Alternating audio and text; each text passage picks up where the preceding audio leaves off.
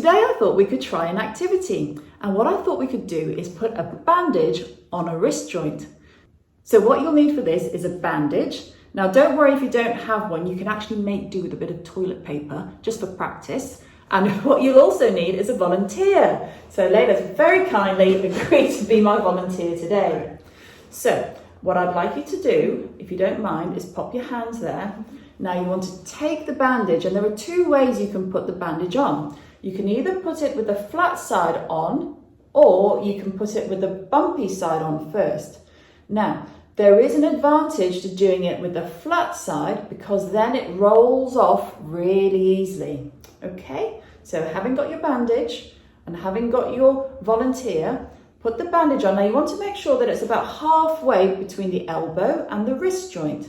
So let's pop this here and we start to roll it. Now when we roll it at the bottom, we want to make sure that it lines up nice and neatly.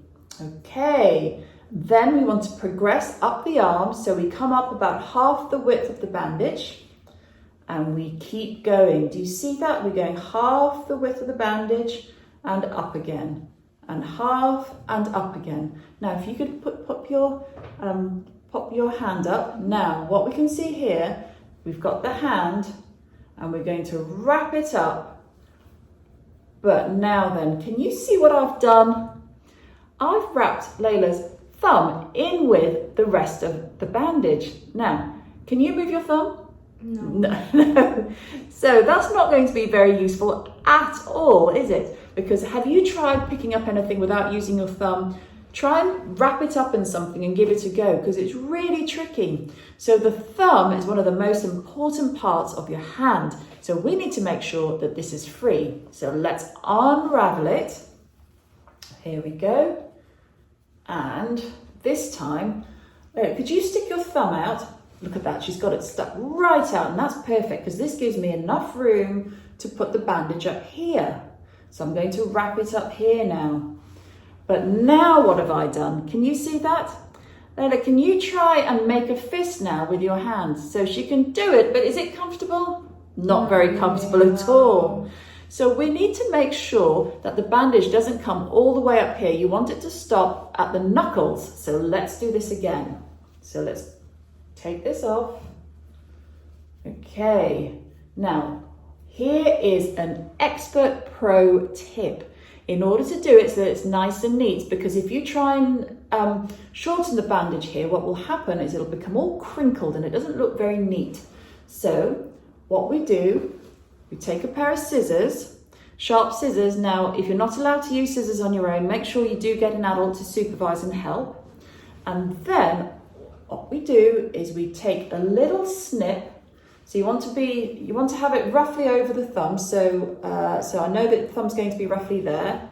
And then I'm going to snip through a hole. Can you see that? I've just snipped through a hole with the scissors. So now there's a perfect little, let's make that a little bit wider because we want to make sure it's comfortable. Pop the thumb through.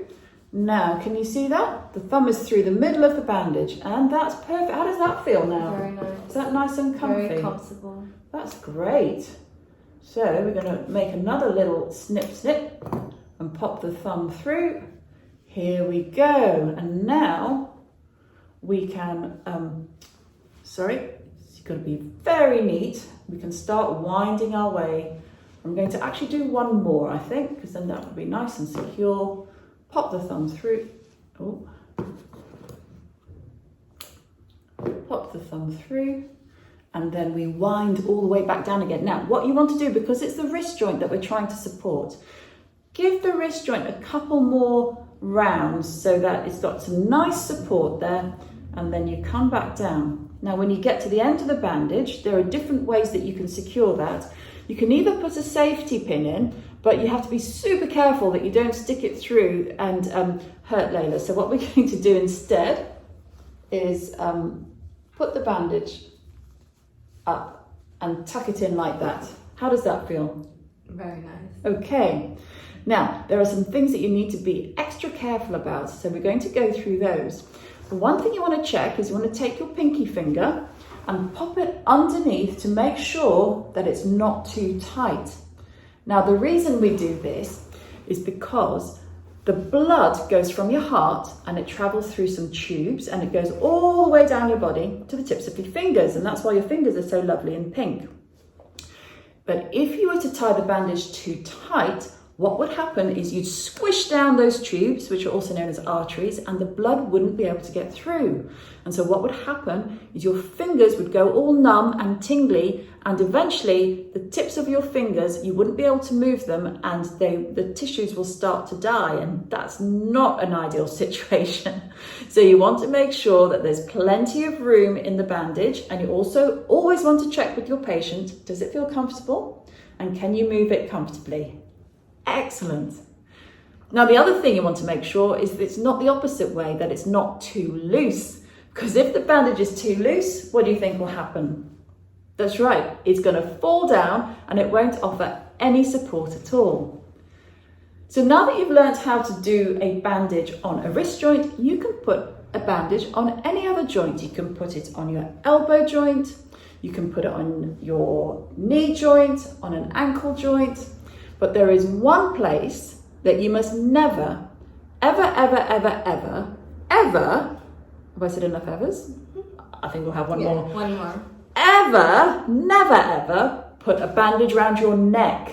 And that's because if you put a bandage around your neck, you're going to cut off your air supply and you won't be able to breathe. So please, please, please, never put a bandage around your neck. Well, I hope you found that useful. I hope you give it a go. And if you can't find anybody to be your volunteer, just take a doll and give it a practice and see how you go. I hope you've enjoyed it. Have an amazing Festival of the Girl. Thank you so much for being my model. Bye. Bye.